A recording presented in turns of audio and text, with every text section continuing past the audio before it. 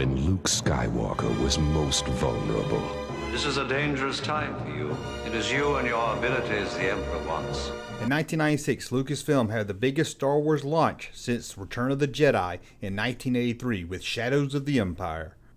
The release of the novel also saw the release of a soundtrack, a video game, a comic book, and a line of action figures.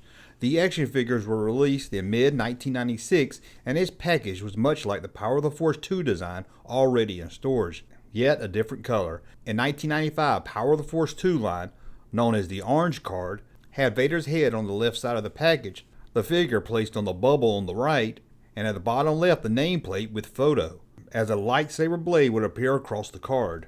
For Shadows of the Empire, Hasbro kept it mostly the same. However, they would use purple on black. Vader's head, figure placement, and nameplate all would stay in the same location.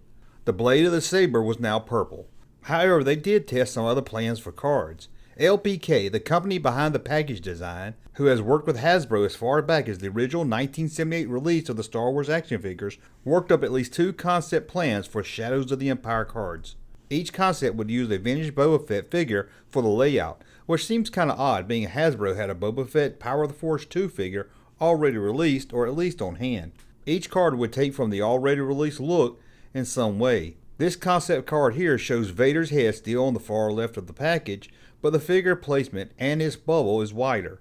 A Star Destroyer can barely be seen on the card, along with what I believe is the Blockade Runner. The Star Wars logo is in silver with the subtitle under the main title. Concept 2, they removed Vader's head and replaced it with a photo of Boba Fett. If this card would have been used, the image of Boba Fett would have been replaced with whatever figure was on the card. The silver Star Wars logo and subtitle are now at the very bottom. The bubble is more in the center, and the nameplate on the far left told what the figure would come with. The name of the figure appeared above the figure with his roll under it.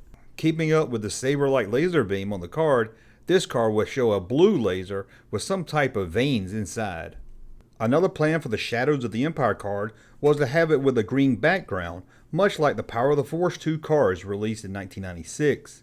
Hasbro decided to go with the more Power of the Force 2 look, but it would have been nice to see one of these concept cards used. I think it would have gave the Shadow of the Empire line more of a feel that this was separate from the film and something special. And to me, the Concept 2 looked better than the Power of the Force 2 design.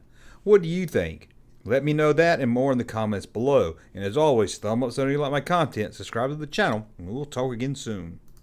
Junkman.